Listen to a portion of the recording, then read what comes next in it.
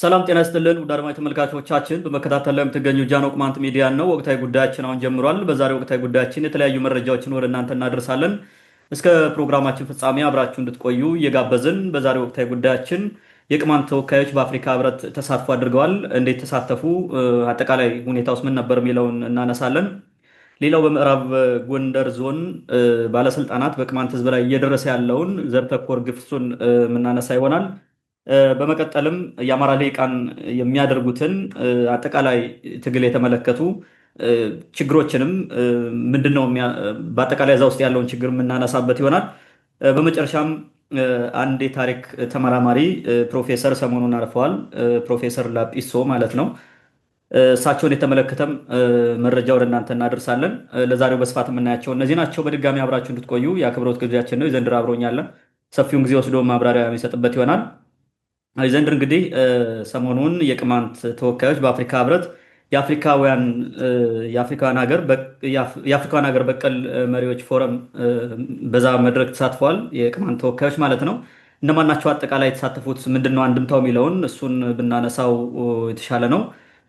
ፎረሙ መቼና እንዴት ተጀመረ፣ አጠቃላይ ዓላማውስ ምንድን ነው የሚለውን፣ የቅማንት ተወካዮችስ እንዴት ተሳተፉ፣ በፎረሙስ ቅማንት መሳተፉ ያለው ጥቅም ምንድን ነው፣ ይህንን አጋጣሚም ለወደፊቱ ለማስቀጠል ምን መደረግ አለበት የሚሉትን ሀሳቦች በአጠቃላይ ለብዙዎችም አዲስ ነገር ስለሆነ ሰፋ አድርገህ ብታነሳውና ወደ ቀጣዩ ጥያቄያችን ብናልፍ። መልካም። እንግዲህ የቅማንት ተወካዮች በአፍሪካ ህብረት ስር ያለ የአፍሪካውያን ሀገር በቀል መሪዎች ወይም ትራዲሽናል ሊደርስ ነው የሚሉት የእነሱን ፎረም ተሳትፏል። እንግዲህ በዚህ ተገኝቶ ምንድነው የሚሉት? አፍሪካን ትራዲሽናል ሊደርስ ፎረም ነው የሚባለው። አፍሪካ ሴሌብሬትስ 25 የሚል ነው 2025 በዚህ ሁኔታ ማክበር የሚል ነገር ነው ሞር እንትን የሚያደርጉት ማለት ነው። ይህ እንግዲህ አዲስ አበባ ላይ ነው የተካሄደው። ባለፈው ዓመት ተካሂዶ ነበረ። ፎረሙ የተጀመረው በ2024 ነው በፈረንጆቹ፣ ወይም ባለፈው ዓመት ነው። ዘንድሮ ለሁለተኛ ጊዜ ነው የተካሄደው ማለት ነው። አፍሪካ ሴሌብሬትስ እያሉ ይቀጥላል ማለት ነው። 2024 2025 እያለ ይቀጥላል። ባለፈው ዓመት የመጀመሪያው ዙር ተካሂዷል። በወቅቱ ለቅማንት የደረሰው መረጃ የለም። ይህን ምንትን አደረም። ይሄኛውም የአሁኑም ኦልሞስት ካለቀ በኋላ እንደማለት ነው። ነገሮች እንትን ሴት ተደርገው በሂደት ላይ ያሉ በአጋጣሚ ቅማንቶች እዛ ነገሩን ስለተረዱ ማለት ነው ወደ ውይይት አምጥተውት ወደዛ የሄደበት ሁኔታ አለና የተወሰኑ ልጆች ናቸው በዚህ ጉዳይ አክቲቪቲ ተንቀሳቅሰው የቅማንት እንትን ፓርቲሲፔት እንዲያደርግ ያደረጉት ማለት ነው። አዘጋጆቹ ጉዳዩን ያውቃሉ፣ ሲወያዩ ደስ ብላቸው ነው። ነገር ግን ቀደም ብሎ የተጠሩ የተዘጋጁ ነገሮች ስላሉ በጀት የለንም ነው የትራንስፖርት የምን የሚባለው በጀት እሱን ልንሸፍን አንችልም፣ ራሳችሁ ሸፍናችሁ የምትመጡ ከሆነ ቦታ እንፈልግላችሁ እና እናስገባችሁ የሚል ነገር ነው የነበረው። በዛ ሂደት ቅማንቱ ተረባርቦ እንዲሳተፉ አድርጓል ማለት ነው። ዘንድሮ በጠንካራ ቅማንቶች ጥረት ቅማንት እንዲሳተፉ ተደርጓል ማለት ነው። በኢትዮጵያ ውስጥ የትራዲሽናል ሊደርሺፕ ሲመጣ ግንባር ቀደም ከሚመጡ ህዝቦች መካከል አንደኛው ቅማንት ነው። የወንበር ስርዓቱ የንበረም ስርዓቱ ከዳማስ ጀምሮ የነበረው ስርዓት ይታወቃል። ዛሬም ድረስ ያለው የትራዲሽናል እንትን አለው። በጣም ብዙ ሴቶች አሉት ቅማንት ጥንታዊ ከመሆኑ አንጻር ማለት ነው። ስለዚህ ይሄም ሰዎቿ ያውቃሉ። ብዙ የተለያዩ ሰዎችም ስለ ቅማንት የሆነ ነገር ስለሰሙ እንዲሳተፉ እድሉ ተገኝቷል ማለት ነው። እድሉም በአግባቡ ስለተጠቀሙ ደግሞ እዛ የነበሩ ሰዎች እና በሌሎችም በትብብር በቅንጅት እንደዚህ በመስራታቸው ትልቅ ክብር አለኝ። በጣም ጥሩ ስራ ነው የሰሩት። ዘንድሮ በጠንካራ ሁኔታ እንግዲህ እነዚህ እንትን ብላል። የግለሰቦች ጥረትም እዚህ ጋር መደረግ የለበትም፣ ሚስ መደረግ የለበትም። ግለሰቦች በደንብ አድርገው ጠረው ነው እዛ ባላቸው ሊንኬጅ ስራ የሰሩ ማለት ነው። እንግዲህ ፎረሙ የተካሄደው በአዲስ አበባ ሁለት ቦታዎች ናቸው። አንደኛው የኢሲኤ የሚባለው አይ ቲንክ ምንድነው የተባበሩት መንግስታት የኢኮኖሚ ምናምን እንትን ለአፍሪካ የሚባለው የኢኮኖሚ ኮሚሽን ለአፍሪካ በሚባለው ይመስለኛል እሱ ነው። መክፈቻ ስርዓቱ ነው ይሄኛ በዚህ ላይ የተካሄደው ኖቨምበር 6 2025 ነው። ማለትም በእኛ 27 ይመስለኛል፣ በእኛ በ27 መሰለኝ በ26 ወይ በ27 ነው የተካሄደው ማለት ነው። ከጠዋቱ 2 ሰዓት እስከ ምሽቱ 11 ሰዓት ነው የዘለቀው መክፈቻው። እንደገና ደግሞ መዝጊያው በነገታው 7 ማለት ነው ኖቨምበር 7 ወይንም በ27 እንደማለት ይመስለኛል በእኛ። ይሄ ደግሞ ከጠዋቱ 2 ሰዓት እስከ ምሽቱ 12 ሰዓት የሚዘልቅ ነው የሚል እንግዲህ እንትናቸው መጀመሪያ ያሳውቀዋል ማለት ነው። ማለት ቬኑ ስብሰባ የተካሄደበት ቦታ የአፍሪካ ህብረት የሚባለው የአፍሪካ ህብረት አዳራሽ ነው እዛው የራሱ ማለት ነው። አዘጋጆቹ በርከት ያሉ ናቸው ማለት በቁጥራቸው በርከት ያሉ አዘጋጆች አሉ በዚህ የሚያዘጋጁ ማለት ነው። እንትኑ ላይ ይታወቃል ብዙ ጊዜ በርከት ያሉ ናቸው። ስፖንሰር ያደረጉ ደግሞ በጣም በርካታ ናቸው በቁጥራቸው በጣም ብዙ ኢትዮጵያ የሆኑ የዓለም አቀፍ ድርጅቶች ከተባበሩት መንግስታት ጋር የተያዙ በርካታ ተቋማት ይህን ስፖንሰር አድርገዋል ማለት ነው። የቅማንት ወኪሎች እንዴት ተሳተፉ የሚለውን የተወሰነ ነገር ላንሳ። እንግዲህ ዘገይቶ ስለደረሰ በቀናኢ ልጆች በኩል ነው እንግዲህ አሁን ይሄን እድሉን እንድንጠቀም የሆነው ማለት ነው። ጥረት ተደርጓል። የተለያዩ ሰዎች ተሳትፎበታል። አዘጋጆች ወጫቸውን ያው እኛን ከሸፈናችሁ በቃ እንደምንም ብለን እንፈልጋለን ቦታ ትገባላችሁ የሚል ስለነበረ ያንን እድል ሚስ ላለማድረግ በዛም በዚህም ተሯሩጠው አዲስ አበባ ያሉ ልጆች ተሯሩጠው በዛም በዚህም ብለው ውጭም ያሉ ሰዎች ጋር ተነጋግረው ስራ ተሰርቷል ማለት ነው። የትራንስፖርት፣ የምግብ፣ የሆቴል እና ሌሎች ወጪዎች በቅማንት ልጆች ነው የተሸፈነው። በተለይ ደግሞ ከዲያስፖራው በሚሰበሰብ ኢቭን አዲስ አበባ ያሉ ሰዎች ራሱ ገንዘብ አዋጥተው ነው ይሄን እንትን ያደረጉት። በጣም ብዙ ስማቸውን እዚህ መጥቀስ ስለማያስፈልግ ነው እንጂ ትልቅ ስራ የሰሩ ሰዎች አሉ አዲስ አበባ ራሱ ማለት ነው። በጣም ብዙ ስራ እነዛ ሰዎች ናቸው እንግዲህ ትልቁን ስራ የሰሩት። ሌላው እዛው ሄደው የተሳተፉ ሰዎች አይተህ ከሆነ ዝግጅቱን በፎቶ በምን ስላለ የቅማንት ልጆች አዲስ አበባ ያሉ የባህል አልባሳትን ለብሰው ከመዘናዎች ጋር አብረው ሄደዋል። ነጋሽ ምስጋናው እዛ ውስጥ አሉ። ሌሎችም ልጆች አሉ እዛ እንደምታየው ማለት ነው። ይሄ ትልቅ ክብር የሚያሰጥ ነገር ነውና ትልቅ ስራ ሰርተዋል። በዚህ መንገድ ነው እንግዲህ ተሳትፎ የተካሄደው። የፎረሙ ዋና ዓላማ ምንድን ነው የሚል ጥያቄ መነሳቱ አይቀርም። ምን ይጠቅማል የሚለው እዚህ ጋር ነው እንግዲህ ዓላማው ጋር ነው የመጣው። ምንድን ነው የአፍሪካን ችግር በአፍሪካዊ እውቀትና ጥበብ፣ ብልሃት፣ ልምድ መፍታት ነው መሰረታዊ እንትኑ ማለት ነው። አፍሪካውያን በራሳቸው ነው መቆም ያለባቸው። በራሳቸው ጥራት በራሳቸው ኳሊቲ ተነስተው ስራ ከሰሩ ለውጥ ይመጣል ነው። ከውጭ በሚመጣ ነገር ልንለወጥ አንችልም የሚል እንትን አለ። የፓን አፍሪካኒስት የሆነ እሳቤ ነው። ስለዚህ ይሄ በጣም የሚገርም ነው። እንግዲህ ይህም እውን የሚሆነው ይላሉ እነሱ ምንድነው በግጭት አፈታት ዙሪያ፣ በሰላምና ጸጥታ ዙሪያ ተከታታይነት ባለው ሰስቴይነብል ዴቨሎፕመንት የሚባለው ባለው ልማት ዙሪያ እና በሌሎች ጉዳዮች ዙሪያ ወሳኝ ውይይቶችን፣ ኮንፈረንሶችን፣ ምክክሮችና የመሳሰሉ ነገሮችን በማድረግ አፍሪካን መጥቀም ይቻላል። ስለዚህ ከዚህ እንጀምር ነው። ባለፈው ዓመት እዚህ ጀምረው እየሄዱበት ነው ማለት ነው። አሁንም የኢንዲጂነስ የሆኑ ካፒታል እንትኖችን፣ እሴቶችን፣ ቫሊዩስ አፍሪካውያን ያላቸውን ካፓሲቲ የሚያሳይ ነገር ነው እና ይህንን እያወጡ ነው ማለት ነው። አሁን ጀምረውታል። ይሄ የመጀመሪያ ስቴጅ ነው በልማት ውስጥ የሶሳይታል ቼንጅ ውስጥ የመጀመሪያው ነገር አንደርስታንዲንግ ዘ ሪሶርስስ ዛት ዩ ሃቭ ወሳኙ ነገር ማለት ነው። ምን ሪሶርስ አሉን ነው። ይሄ ደግሞ አሴት ቤዝድ አፕሮች ነው። አሴት ቤዝድ አፕሮች ማለት ምንድን ነው? ጉድለታችን አይደለም የምናየው ደካማነቱን፣ ጎደሎውን፣ ክፍተቱን ሳይሆን ክፍተቶቹን ልንሞላ የምንችልባቸው አቅሞች ምን አሉ? ዋት አር ዘ ፖቴንሻልስ ሪሶርስ ካፒታሎች ምን አሉን? ሂውመን ካፒታል፣ ሶሻል ካፒታል የመሳሰሉትን ነገሮች ታጠናለህ። እነዚህን እንትን ካረክ አይደንቲፋይ ካረክ በኋላ ከነዚህ ላይ ተመስርተህ ለውጥ ማምጣት ትችላለህ ማለት ነው። ያለውን ክፍተቶች እየዘጋ እየሞላ ትሄዳለህ። የሚያስፈልግ ተጨማሪ እንኳን ቢኖር በራስህ ጉዳይ ፈልገህ አፈላልገህ ሪፈር እያደረክ ምናምን መስራት ይቻላል ማለት ነው። ይሄ ትልቁ ነገር ነው። በጣም ትልቅ ስራ ነው ማለት ነው። ዓላማውም ትልቅ ነው። ለአፍሪካ እንደ ኮንቲኔንት ትልቅ ጥቅም አለው ማለት ነው። እንትኖችን አፕሪሼት አደርጋለሁ። ጅማሬውን አነሳሱን በራሱ እንዲህ አይነት ነገር ለአፍሪካ መሰረታዊ ለውጥ ወሳኝ ነው ብዬ አምናለሁ። በፎረሙ ቅማንቶች መሳተፋቸው ምን ጥቅም አለ? ለማን? ለአፍሪካ፣ ለኢትዮጵያ፣ ለራሳቸው ለቅማንቶች ምን ይጠቅማል የሚለውን እንዲያው ዝም ብዬ በወፍ በረር አንዳንድ ነገሮችን ልበል። እንግዲህ አንደኛው ለአፍሪካ እንደ ኮንቲኔንት የቅማንቶች መሳተፍ ምን ጥቅም አለው? እንግዲህ ብዙ ሰው ይኸው ኢትዮጵያዊኑ ትልቁ ችግሩ የራሱን ሀብት፣ የራሱን አቅም፣ የራሱን ሪሶርስ፣ የራሱን ሀብት፣ የራሱ ኩራት የሆኑትን አካላት በመድፈቅ በማፈን በመቅበር ነው የሚኮራው፣ የሚፎክረው፣ የሚሸልለው እና እንደዛም ሆኖ ባዶውን ነው የምታገኘው። ይኸው ስራ አይሰራም፣ ለውጥ መምጣት አልቻለም፣ እርስ በርስ እየተባላን ያለ ነው። የድሮ ጥበቦቻችን ስልጣኔያችን አንጠቀምም። በጣም ችግር ውስጥ ነው ያለ ነው። ብዙ ሀብት እያለን ግን ተደናቆረን የጠፋን ህዝቦች ነን እኛ ኢትዮጵያውያን። ለአፍሪካ አይደለም ለዓለም የሚተርፍ ሁሉ ሀብት አለን በተለያየ እንትን ማለት ነው ዳይሜንሽን። ነገር ግን ያ እንዳናረግ አድርጎናል። ስለዚህ አሁን ቅማንት ጥንታዊ ህዝብ ነው። ይሄ ጥንታዊ ህዝብ ደግሞ ለአፍሪካ ትልቅ ለጥንታዊ ኮንቲኔንት ማለት ነው ትልቅ አስተዋጽኦ ያበረክታል ማለት ነው። የሰው ልጅ ህይወት የጀመረው አፍሪካ ነው። ለዛም ኢትዮጵያ ውስጥ የመጀመሪያው የመንግስት ስርዓት ስታብሊሽ የተደረገው ኢትዮጵያ ውስጥ በቅማንቶች ነው። ከዳማት በፊት ጀምሮ በነበረው ማለት ነው። ይሄ ይታወቃል። በኢትዮጵያ ታሪክ ውስጥ በደንብ የሚታወቅ ነገር ነው። የቅማንቶች ጥንታዊነት የሚገርም ነው። ለኢትዮጵያ ስም ያወጣ፣ ለተለያዩ የአፍሪካ ሀገራት ስም ያወጣ አይደለም ለአፍሪካ ሀገራት በሌሎቹ የዓለም ሀገራት ላይ በሚድል ኢስት ያሉ ቦታዎችን ስም ያወጣ ጥንታዊ ህዝብ፣ ለዓለም ስልጣኔ መሰረት የሆነ ህዝብ ነው። ይሄ ለአፍሪካ ትልቅ አበርክቶ አለው ማለት ነው። በጣም ትልቅ የሚባለው ሚናዎችን ይጫወታል። በምን ረገድ ሊሆን ይችላል?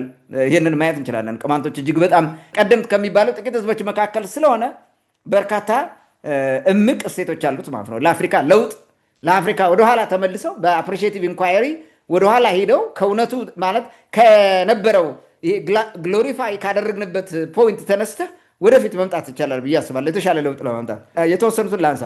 ይሄ ለአፍሪካ ትልቅ ነገር ነው። ኦሪጂናል የሆነ ካልቸር ያልተበረዘ ያልተከለሰ አለው። በሃይማኖትም ደረጃ የፈረንጅ እጅ የለበት፣ የምዕራባውያን እጅ የሌለበት የሃይማኖት ስርዓት ማለት ነው።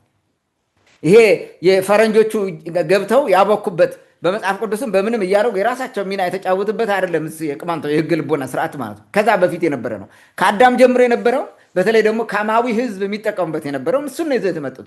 ካማዊያን ህዝብ እንጂ ደግሞ አፍሪካውያን ናቸው እንደምናውቀው ማለት ነው፣ መካከለኛ ምስራቅን ጨምሮ ማለት ነው። ስለዚህ ይሄ ትልቅ የሆነ አስተዋጽኦ አለው ማለት ነው ለአፍሪካ።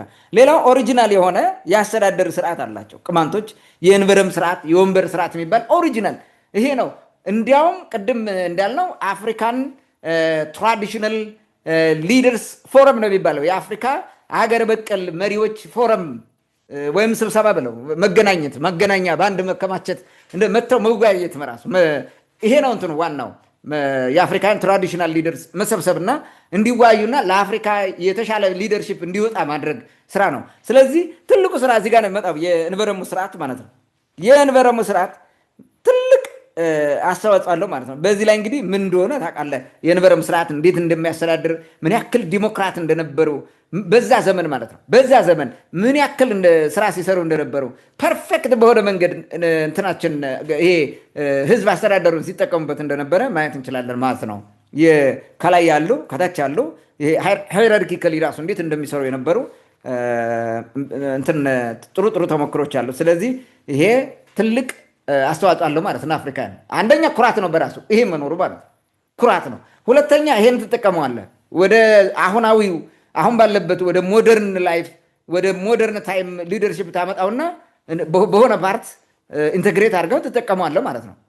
ለለውጥ መሰረት ይሆናል ማለት ነው። ስፕሪንግ ቦርድ ሆኖ ያገለግላል ማለት ነው። ሌላው ኦሪጂናል የሆነ የጾታ እኩልነት በቅማንት ውስጥ አለ፣ ከጥንታዊ ቅማንት ውስጥ አለ። በዛ ዘመን የሴቶች እኩልነት የጾታ እኩልነት የተከበረበት ዘመን ነበር። ሴቶች ብቻ እንዲነግሱ ሲደረግ ነበረ። ሴቶች ወንዶችም አሉ፣ በእንበረምነት ያገለግላሉ። ወንዶቹ እንበረም የሚሆኑት ወንዶች ናቸው። ንግስናውን ደግሞ ለማን ሰጡት? ለሴት። ክህነቱን ለማን ሰጡት? ለወንድ። እንዲህ አይነት ሚዛናዊነት ከየት ታመጣለህ?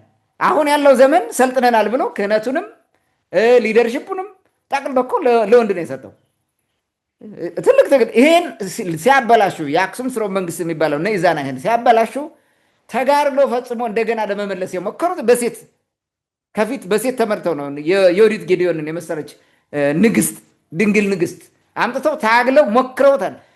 እነሱ ባሉት መንገድ እንኳን ባይሄድ የዛግዌን ስርወ መንግስት የመሰለ ዲሞክራት የሆነ በሃይማኖቶች እኩልነት ላይ የሚያምን ጠንካራ መንግስት እንዲመሰረተ ያደረጉ ናቸው። ይሄ ትልቅ እንትን ነው ለዓለም። ማንም ይሄን ያደረገ አለ ብዬ አላምንም። እኔ እስካሁን ባለኝ ንባብ እንደዛም ያደረገ በዛ ደረጃ አላገኘውም። ሊኖር ይችላል ግን አላገኘውም እስካሁን ማለት ነው። ይሄ ትልቅ ነገር ነው። ሴቶች የተከበሩ ናቸው። ፎር ዛት ማተር የቅማንት ሴቶች የካህናት ሚስት ባላቸው በሌለበት ወቅት እንደ ካህኑ ሆነው ኑዛዜ ይቀበላሉ። ኑዛዜ ተቀብለው ያስተዳግዳሉ። የሴቶች ፖዚሽን ተመልከተው ምን ያክል ትልቅ ክብር እንደሚሰጥ። የቅማንት ሴቶች ከዚህ በፊት አንብበናል፣ እንትን ማለት ከዚህ በፊት ተነጋግረናል። በቅርብ ጊዜ የሆነ አንድ ዝግጅት ነበረን ለሴቶች እኩልነት ያለው እንትን ማለት ነው የቅማንት ሴት። እሱን ስናነሳ ያነሳነው ነገር አለ። ለሴቶች ሶሳይቲው ኤክስፔክት የሚያደርገው ትልቅ ነገር ነው እንጂ የሚጨነግፋቸው የሚያዋርዳቸው አይደለም። ሴቶች ቫይታል የሆነ ሮል አላቸው፣ መሪነት ምን የመሳሰሉትን ነገሮች ማለት ነው። ስለዚህ በዛ ልክ ደግሞ የቅማንት ሴቶች ምን ይሆናሉ? በጣም አክቲቭ ይሆናሉ ማለት ነው። ሪስፖንሲቢሊቲያቸውን ዲስቻርጅ ለማድረግ ሁልጊዜም ተግተው ነው የሚሰሩት። ለዛ ነው የቅማንት ሴት ለትዳሯ ጎበዝ ነች ይባላል። ከቅማንትነት ወጥተው ወደ ሌላ ከተቀየሩ ደግሞ ሰነፍ ሊሆኑ ይችላሉ። ለምን? ከዚህ ይወጣሉ። ኤክስፔክቴሽኑ ይቀየራል።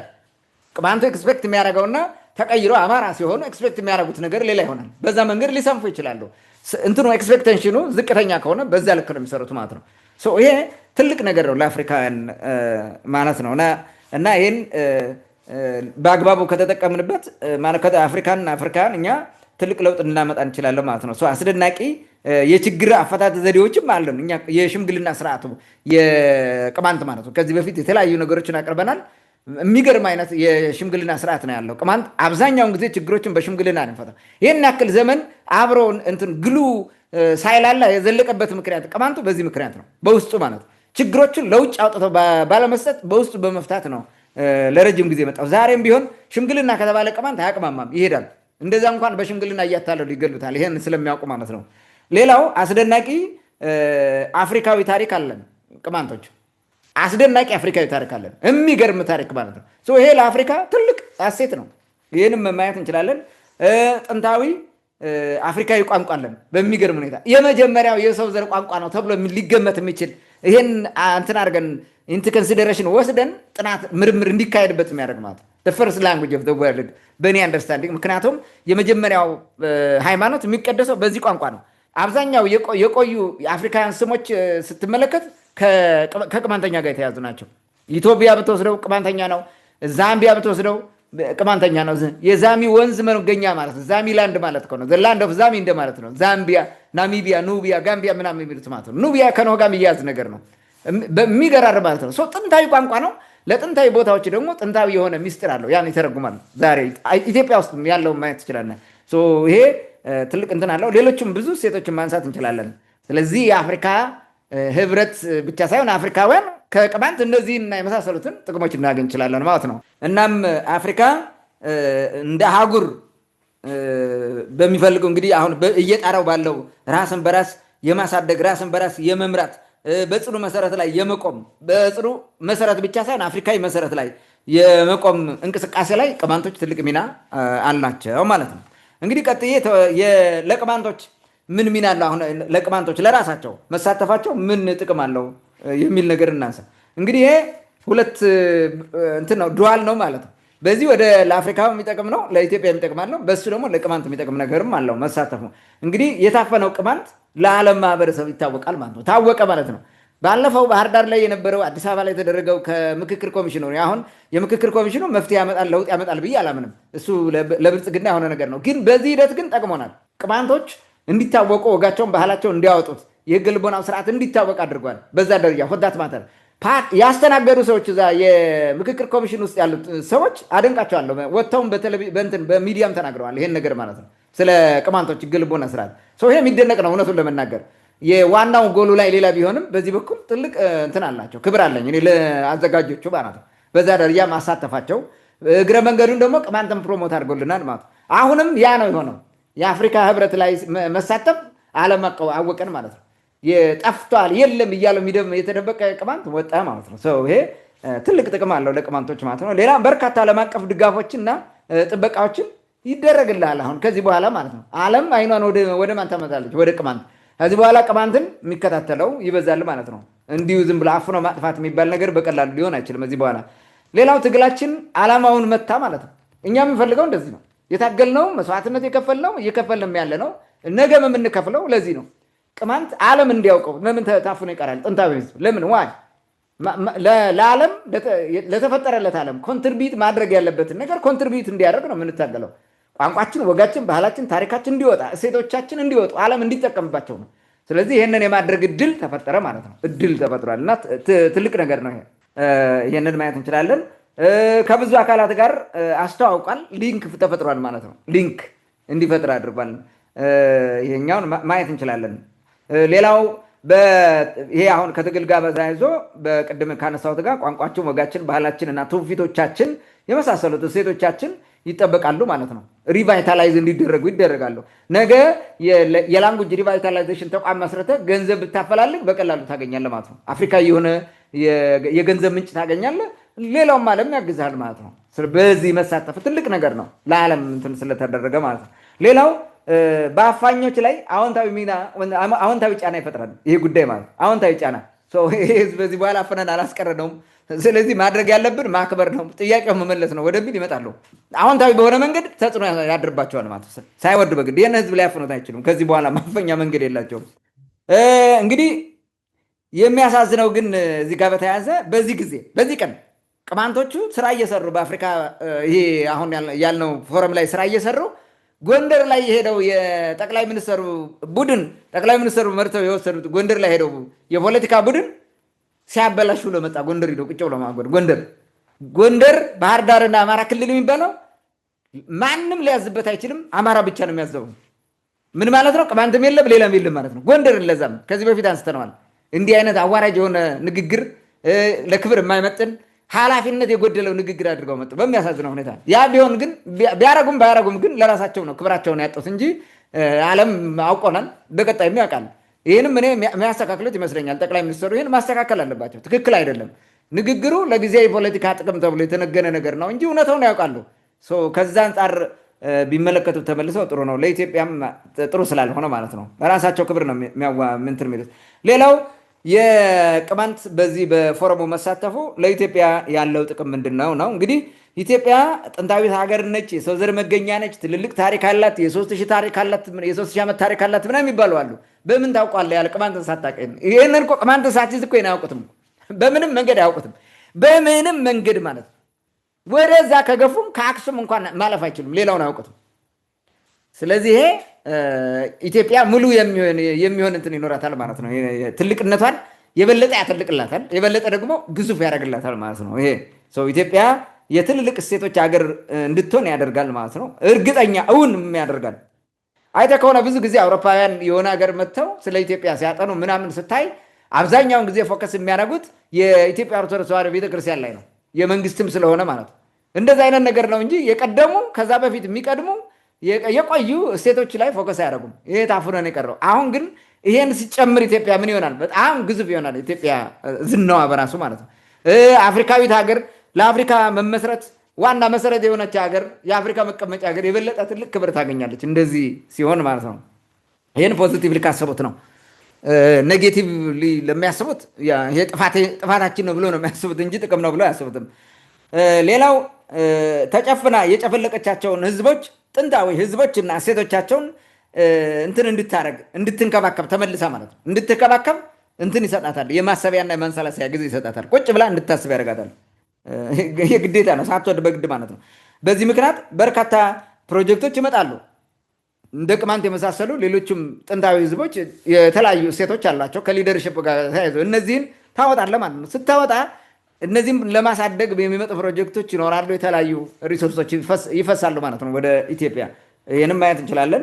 ሌላው ወልጋዳ ታሪኳን እንደገና እንድትመረምረው እንድታጤነውና እንድታስተካክል ያደርጋታል። የኢትዮጵያ ታሪክ ወልጋዳ የሆነ ታሪክ ነው። እስከዛሬ የተጻፈ ታሪክ አብዛኛዎቹ ወልጋዳ ናቸው። የጋራ ታሪክ የምንለው ራሱ በጋራ የተስማማንበት የለንም። ያን እንድናመጣ ግድ ዲስክሪሚኔት የተደረጉ ወይንም ደግሞ እንዳይሳተፉ የተደረጉ ኤክስክሉድ የተደረጉ ከታሪኩ እነዛ ህዝቦች እንዲካተቱበት አድርገው ኢትዮጵያን ሙሉ ታደርጋታለህ ማለት ነው። የኢትዮጵያ ታሪክ ጎደሎ ብቻ ሳይሆን ወልጋዳም ነው። የውሸት ታሪክ ሁሉ ነው የተጨመረበት ማለት ነው። ስለዚህ የሚታረምበት ጊዜ ነው ማለት ነው ዛሬ። ሌላው ከነጭ አምላኪነት ወጥታ ወደ ራሷ እንድትመለከት ያደርጋታል። ለምን? የሰሎሞን ስርወ መንግስት የሚል እብደት ውስጥ የገቡት ነጭ አምላኪነታቸው ነው። ነጭን ከሰው በላይ እንደሆነ እግዚአብሔር ሁሉ ነጭ እንደሆነ ድንግል ማርያም ነጭ እንደሆነች ሁሉ አድርገው ነው ሲስሉልን ምናምን የኖሩት ማለት ነው። ከዚህ እብደት ይወጣሉ። ይህን ነገር እንትን ሲሉት ማለት ነው የአፍሪካዊ ካማዊነታቸውን በደንብ አድርገው ይረዳሉ። የሌለ ሴሜቲክ የሚባል ሴሜቲክ ዘር አለ ኢትዮጵያ ውስጥ ብለው የሚመጡ ማለት ነው።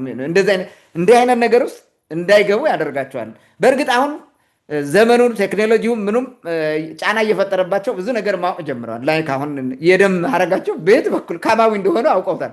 የሴሜቲክ ቋንቋ ተብሎ የተመደበን ቋንቋ ቢናገሩም ዘራቸው በደማቸው ግን ካማዊ መሆናቸውን ያውቃሉ ማለት ነው። እንግዲህ በዓለም አደባባይ ኢትዮጵያ ከፍ እንዳለች እንድትቆይ እንድትዘልቅ ያደርጋታል። ይሄ ማለት ጨመረላት ቫሊዩ ነው የሚጨምርላት ቅማንቱ ማለት ነው። ቅማንትን ከመግደል ቁማ ኢንኮርፖሬት ካረጉት የበለጠ እያደገ የበለጠ ከፍ እያለ ይሄዳል። ያን ነው ትልቁ ችግር ምንድን ነው? የሆነን ቡድን ከፍ ለማድረግ ብቻ ስለሚጥሩ ሌሎችን ህዝቦች ሁሉ ያፍናሉ። ያ ነው አሁን ትልቅ ችግር እንትን የሆነው። ቅማንቱንም እዛ ቡድን ውስጥ እንዲገባ ነው የሚያደርጉት። በነገራችን ላይ ያው ቅማንት እኮ ነው አማራ የሆነው አሁን የበላይ ነው ተብሎ የሚታሰበው የገዢ መደብ እሳቤ አማራው ህዝቡ አይደለም እንደዛ የሆነው ያደረገው ገዢ መደቡ ቅማንት የነበረን ህዝብ ቀይሮ ነው ዛሬ የስነ ልቦና ቀውስ ውስጥ ከተዋቸው ራሱ የማንነት ቀውስ ውስጥ አስገብተው ዛሬ ይሄ ሁሉ ችግር ይመጣ። በኋላ እንዲያውም እናነሳዋለን። ይሄን ይመስለኛል ይሄንን የምታሻሽልበትና የምታስተካክልበት እድል ይፈጥራል ብዬ አስባለሁ። በፎረሙ የሁለት ቀናት ቆይታ ላይ ምን ምን ተደረገ የሚለው እንዲህ ዝም ብዬ ባጭሩ ብቻ በወፍ በረረ ባጭሩ ልናገር። ዲቴይል ብዙም እንትኑን ማቅረብ አልችልም። እንግዲህ መክፈቻውና መዝጊያው ለመላው ዓለም በሚጸልየው የቅማንቶች የህግ ልቦና ስርዓት ነው የተደረገው ማለት ነው። ጸሎቱ መክፈቻውም በህግ ልቦና ነው፣ መዝጊያውም በህግ ልቦና ነው። እነሱ በሌላ ዝም ብሎ በተለመደ ነገር ሊያደርጉት እንዲህ አለ እኮ ሲባል ነው ተብሎ ቅማንቶች እንትን በቪዲዮ አይተነዋል። ያው መዝጊያውንም መክፈቻውንም በህግ ልቦና ቅዳሴ ያደርጉ ማለት ነው። ዓለም አሁን ተባረከች፣ በተለይ አፍሪካ ተባረከች ማለት ነው። በአባቶቿ ቋንቋ ተባረከች ማለት ነው። በአባቶቿ ሃይማኖት ተባረከች ማለት ነው አፍሪካ በሚገርም ሁኔታ እና እኔ በጣም ደስ ብሎኛል ይሄ በመሆኑ ማለት ነው። የተሳተፉ ቅማንቶች የቅማንት ህዝብንና የቅማንትን ባህል አሳይተዋል። ባህላቸውም ወጋቸውም ምን ያክል እምቅ የሆኑ እሴቶች ትውፊቶች እንዳለን አሳይተዋል ለዓለም ማለት ነው። እና በጣም የተገረማሉ። እንደኛ የህገ ልቦናውን ስርዓት የሚመስል ስርዓት ያላቸው ደግሞ ተገኝተዋል ብለውናል። በተለይ ይሄ ማን ነው ይሄ ምንድነው ማሊ ነው ቲምቡክቱ ምናምን የሚባል አካባቢ ያለው ቲምቡክቱ ጥንታዊ እንትን ነው በነገራችን ላይ ልክ እንደዛ የሚመስል ነገር አለ አለው። ስለዚህ አሁን የጠፉ ቅማንቶች ራሱ ይሰባሰባሉ። ዩልሲ በታንዛኒያ በኬንያ ሜይ ቢ ኡጋንዳም ኦር ሌሎችም የአፍሪካ ቦታዎች በተለይ ደግሞ ማዕከለኛው አፍሪካ ምዕራብ አፍሪካ ድረስ ያሉ ቅማንቶች የተደበቁ የጠፉ ይመጣሉ። አንድ ሰው የጻፈው መጽሐፍ አንብቤ ያለው ፍሮም ቲምቡክቱ ቱ ሜሶፖታሚያ የሚል መጽሐፍ it was all about the lost tribes የጠፉ ጎሳዎች ወይንም ብሔሮች በላቸው እነሱን በሚፈልግበት መጽሐፍ የጻፈው ነገር አለ። የቲምቡክቱን ራሱ ቀዳማዊ ማለት የጥንት እንደሆነ ማለት ነው። ስለዚህ እነዚህ ራሱ መገናኘት ጀምረዋል። አሁን ትሳሳባለህ፣ ነገ በርበሮች ጋር ትመጣለህ። ይሄ በቀላሉ የምንረዳዳበት ነገር ይመጣል ማለት ነው። አሁን አፍሪካ ተበታትኖ አንድ እንዳይሆናል። ይሄ ደግሞ አንድ የማድረጊያ ዘዴ እንትን ያደርጋል ማለት ነው። ስለዚህ አፍሪካ በአባቶቿ ሃይማኖት ተባርካለች ማለት ነው። የተሳተፉ ቅማንቶች ባህላቸው፣ ወጋቸው፣ ሴታቸውን በሚገባ ሳውቀዋል። በርካታ ተሳታፊ አፍሪካውያን ያላቸውን እሴት አቅርበዋል። እሴቱ ማለት ነው እኛ አውቀናል፣ የእኛ እንዳወቁ የእነሱንም አውቀዋል ማለት ነው። እኛ ወኪሎች የተሳተፉት የተለያዩ ውይይቶችና የምክክር ልውውጦች ተደርገዋል። ይህም ትልቅ ነገር ነው። የሊንኬጅ ራሱ እንዲፈጠር ተሰርቷል። ይሄ ጥሩ ነገር ነው ማለት ነው። የነበሩት ነገሮች እነዚህ ናቸው። ከዚህ ምን እንማራለን የሚለውን የተወሰነ ልበል። አንደኛ የቅማንት ወጣት ምሁራን ከጠነከሩ ብዙ መስራትና ቅማንትን ለዓለም ማውጣት ማሳወቅ ይችላሉ። ይሄ ደግሞ የቅማንትን አፍሪካዊ መሪነትን ራሱ ያመጡታል።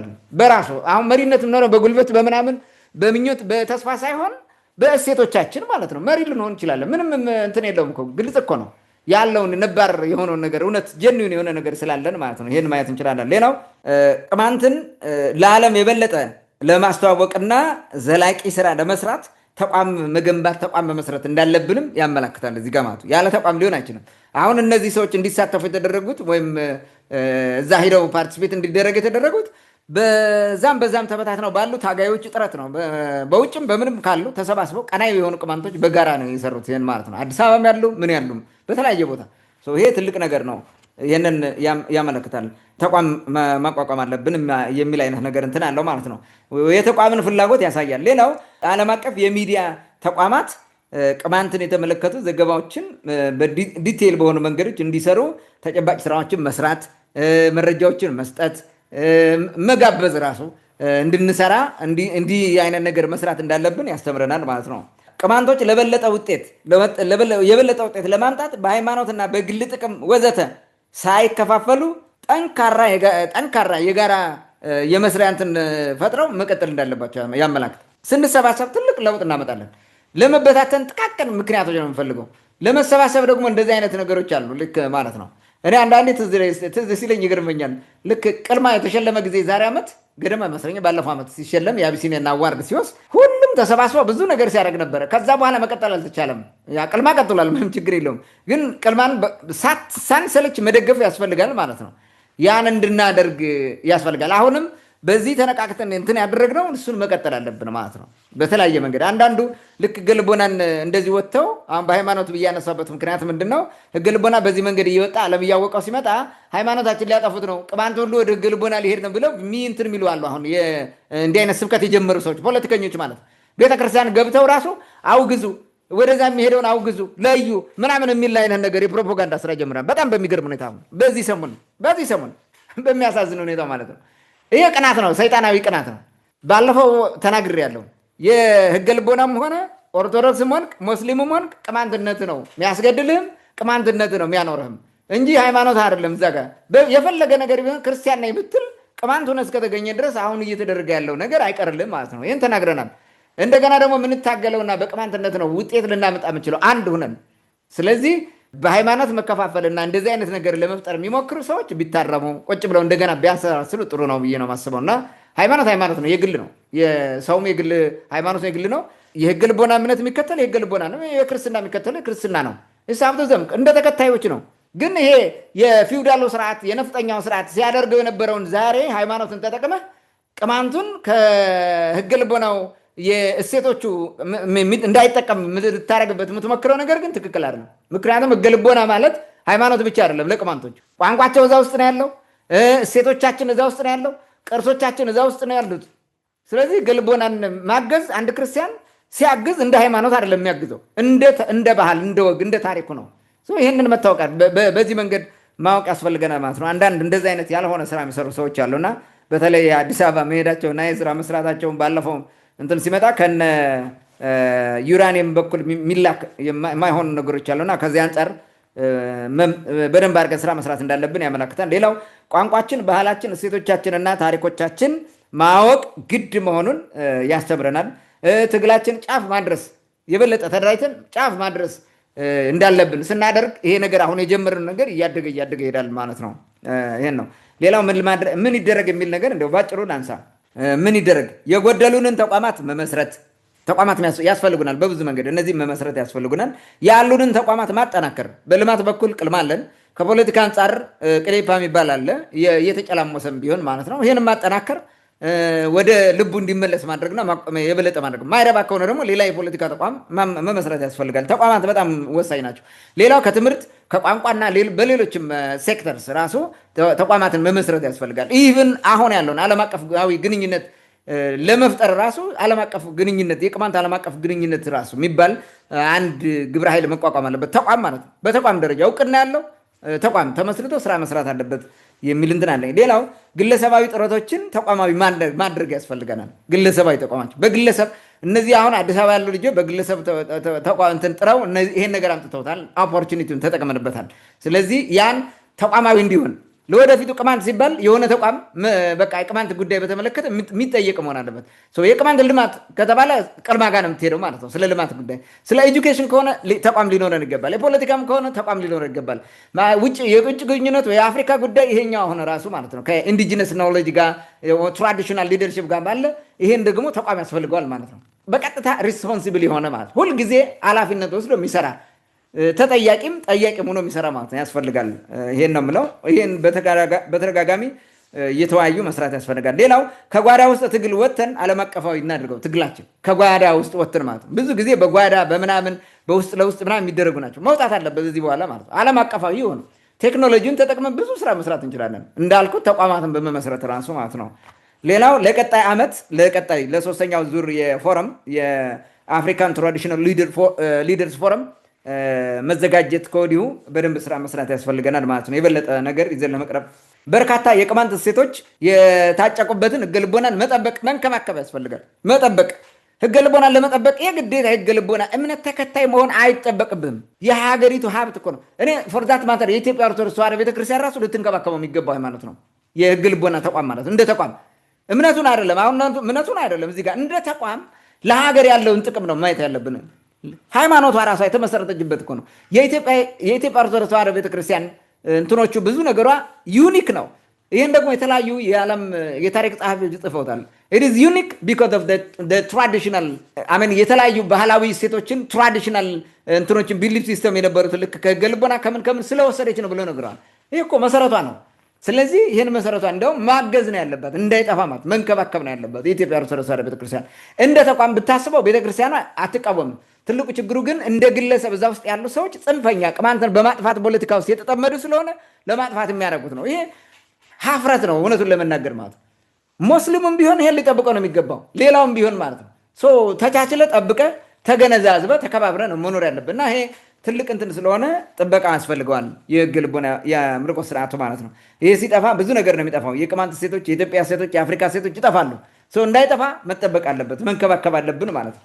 መሬት ላይ ያለውን ትግላችን አጠናክረን መቀጠል አሁን እስካሁን ላነሷቸው ነገሮች ደግሞ ጥቅም ስላለው እንቀጥል ማለት ነው። እሱን ሌላው የተማራችሁ ሰዎች ወይም ሊቅ ናችሁ የምትባሉት አትሊስት እንደው ከዲግሪ በላይ ያላችሁ ማስተርስ ምናምን ያላችሁ ሰዎች ስትራቴጂክሊ ቢታስቡ፣ ስትራቴጂክሊ አስቡ። ዝም ብላችሁ በማይሆን ነገር ለሆድ ብቻ በማሰብ አትጥፉ። ያ አሁን እንግዲህ በኋላ እናነሳዋለን። ያ የአይን ሕክምና ባለሙያ ዳንኤል ነጋ ታግቶ ቆይቶ እንግዲህ ተገደለ። ይሁን ሸሄዲ ሂዶ እዛ ሲሰራ ስለነበረ ነው። አንዳንዴ ይሄ እንግዲህ አሁን ሂደ የምትሰራው የሀገርን ግዴታ ያልትወጣ ምናምን የሚል አይመስለኝም። አሁን ባለው ሁኔታ መጀመሪያ ራስም ሰርቫይቭ ማድረግ አለብህ። ሂዶ እዛ ውስጥ እየሰራ ታገተ። ይሁን በአረመኔዎቹ ተገደለ። ኦልሬዲ በሚያሳዝን ሁኔታ ቅማንቶች እንደዛ ስትራቴጂክሊ ያስቡ።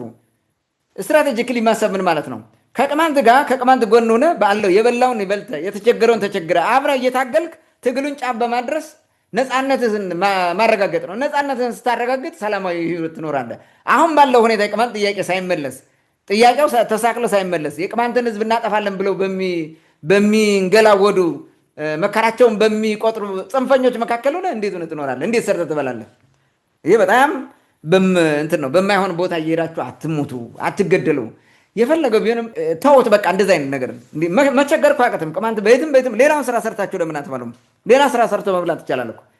የስ ለምን የአባት መሬት አርሰ ምናምን ለሆድ የሚሆን አታጣማ ሲሆን ሌላ ትልልቅ ስራ እኮ መስራት። ስትራቴጂክሊ ስታስብ ብዙ የገንዘብ ማግኛ ዘዴ አለ። ግዴታ ሐኪም ከሆን በህክምና ብቻ መኖር የለብም። ማህበራዊ ሚዲያ እንትን አድርጎ በማህበራዊ ሚዲያ የህክምና ስራ በመስራት እኮ ስንት ብር ይዝቃል መሰል። ስንት በቀላሉ ብዙ ተከታይ ታገኛለህ። የጤና ጉዳይ እየሰራ ማለት ነው። ከአይን ጋር የተያዘ ስንት መስራት ይችላል። የውስጥ ደዌም ከሆነ እንደዛ ማለት ነው። ለምን ያን ማየት አይችሉም? የተማራችሁ አሁንም ብትሆኑ በተለያየ መንገድ ይሆናል የተማራችሁት። እንደዛ ብታስቡ ጥሩ ነው ማለት እፈልጋለሁ። ታንኪዩ። መልካም። አጠቃላይ የቅማንት ተወካዮች በአፍሪካ ህብረት በነበራቸው ተሳትፎ የተነሱ ጉዳዮችንም የቅማንት ተወካዮችም እንደተሳተፉ በፎረሙ ቅማንቶች መሳተፋቸው አጠቃላይ የሚሰጠው ለቅማንትም ለተሳታፊዎቹ የሚሰጠውን ጥቅም በስፋት አንስተዋል። ከልብ አመሰግናለሁ። እንግዲህ የመጨረሻውን ሀሳብ አጠናክረው እንዲቀጥሉ እዛ አካባቢ ይህን እድል ያመቻቹ ሰዎች በቋሚነት በቀጣይ ልክ አሁን ጊዜው ካለፈ በኋላ በጥያቄ በራሳቸው ወጪ ከሚሆን ቀጣይ ራሱ ተቋሙ ስፖንሰር አድርጎ ይዟቸው እንዲገባና እነሱም በስፋት እዛ ተጠቃሚ የሚሆኑበትን መንገድ በቋሚነት እንዲያመቻቹ ማለት ፈልጋለሁ። በመቀጠል የተወሰነ አንስተው ነበረ። በምዕራብ ጎንደር ሰሞኑን በዜናም በውይይትም ስናነሳው የነበረው ዳንኤል ነጋ የሚባለው የታገተው የአይን ሐኪም በመጨረሻ ገንዘብ ቤተሰቡ ከከፈለ በኋላ እንደገና ገለውታል የሚል መረጃ ነው የመጣው። እንደ አጠቃላይ እንግዲህ በቅማንት ህዝብ ላይ ምዕራብ ጎንደር የሚባለው ዞን በተደጋጋሚ ስናነሳው የነበረው ሲፈጽማቸው የቀጠለው ዘር ተኮር የሆኑ ጥቃቶች አሉ። አሁንም ቀጥሏል። ይህ ዘር ማጥፋት በዚህ መንገድ ነው እየቀጠለ ያለው። አሁን ማንንም የሚለይም አይደለም፣ በፊትም ማንንም አይለይም። ብዙ ሰው ግን በቀንነት እኔ ምንም ስላላልኩ ምንም አይነካኝም በሚል በዚህ መንገድ እየተበላ ያለበት ሁኔታ ነው ያለው። በአጠቃላይም ጉዳይ እናንሳው እና ምንድን ነው ያለው ነገር? እስካሁን ድብልቅልቅ ብሎ ነበረ የቆየው። መረጃዎች እንደታፈኑ ነበሩ። ብዙዎች ግን በነፃ እንደማይለቁት እንደሚገሉት ይገምቱ ነበረ። አንዳንዶች ደግሞ ገንዘብ ከተከፈለ ይለቁታል የሚል ነበር።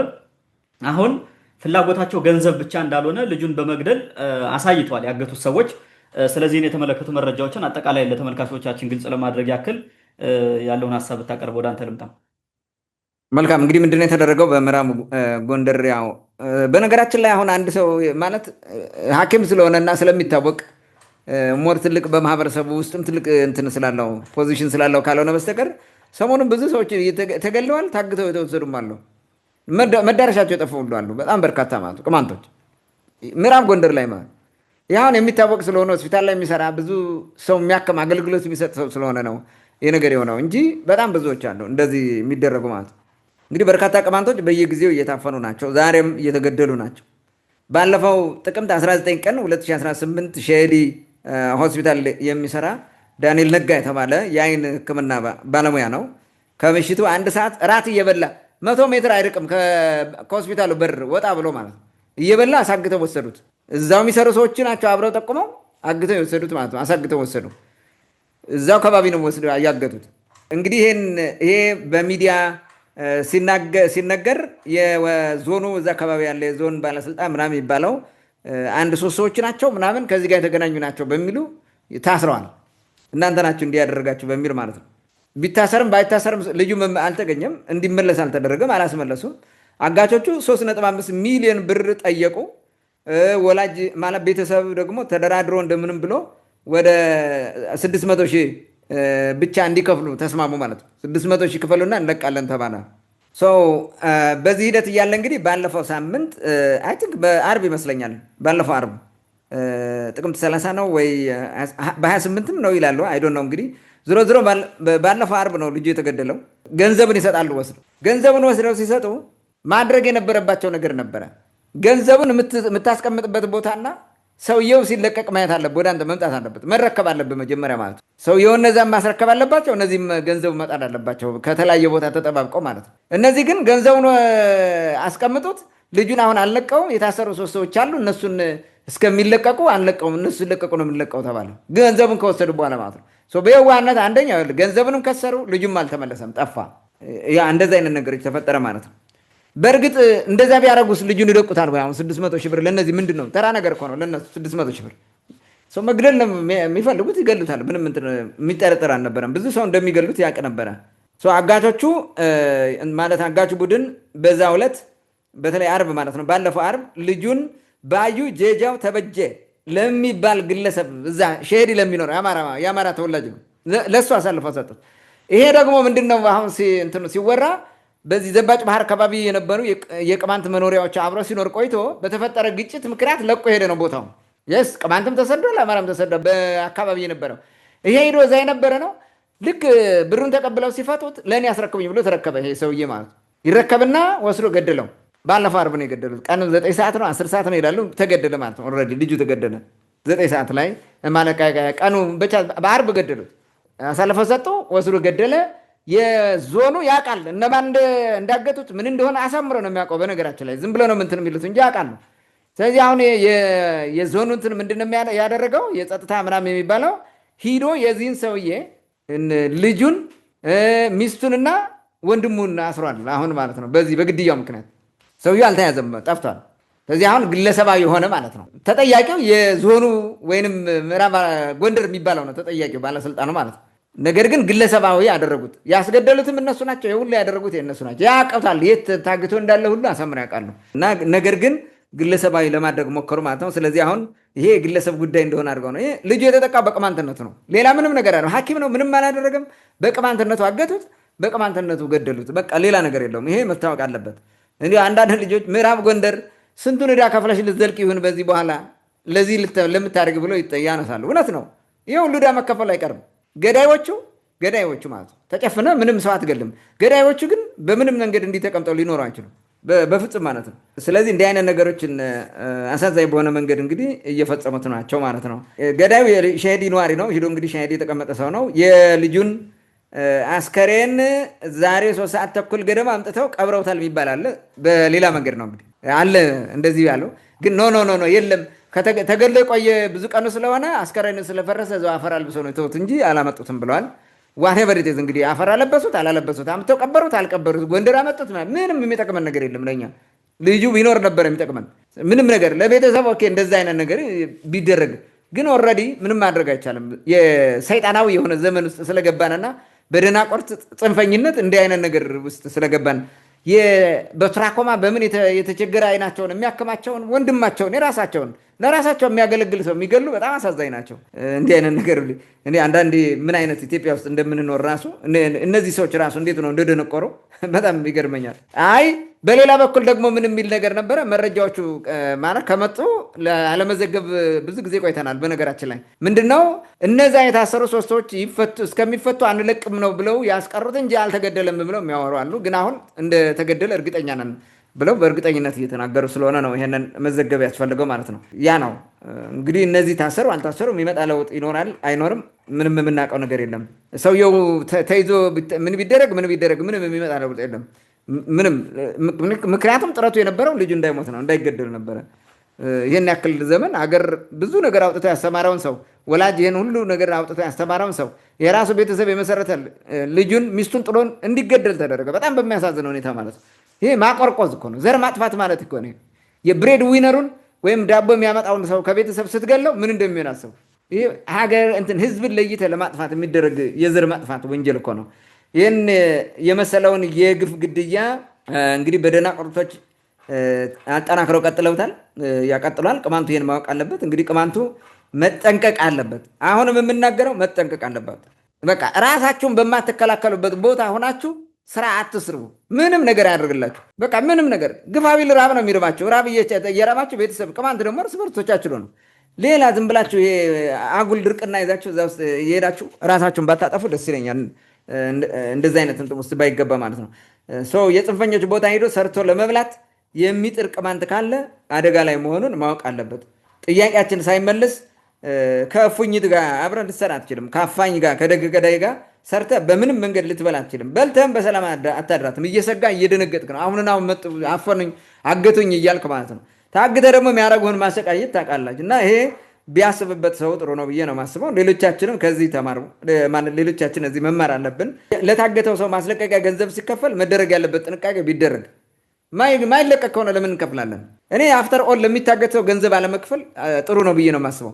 ገንዘብ ባንከፍል ማንም አያግትም። እዛ በኋላ በእርግጥ ቅማንቶቹ በቅማንትነታቸው ነው የሚታገቱት፣ ይሄ ይታወቃል። ግን ለገንዘብ ብሎ የሚያግት ሰው ገንዘብ የምትከፍል ከሆነ ሁልጊዜ መታገት ይቀጥላል። ሁልጊዜ አይቆምም። የተወሰነ መስዋዕትነት መክፈል ግን ያለብን ይመስለናል። በቃ ከታገተ ታግቷል፣ ውሰደው። ዝም ማለት ምንም አያደርጉም። መጀመሪያ 1 2 3 ሰው ይገላል። እዛ በኋላ መግደል ብቻ ሲሆን ይተዋል። ገንዘብ የማያመጣ ከሆነ ህዝቡ ከተው ማለት ግን ይሄ እንደፍሮ የሚያደርገው ማንም አይጀምረው። አየሁ፣ ይሄ ስለሆነ ነው። ዝሮ ግን ሰዎች ላለመታገት ነው መጠንቀቅ ያለባቸው እንጂ ከታገተ በኋላ ደግሞ በደንብ አድርጎ አስቦ ቢደረግ ጥሩ ነው። በተለይ ገንዘቡ ይዋጣሽ ይከፈል፣ ምንም ማድረግ አይቻልም።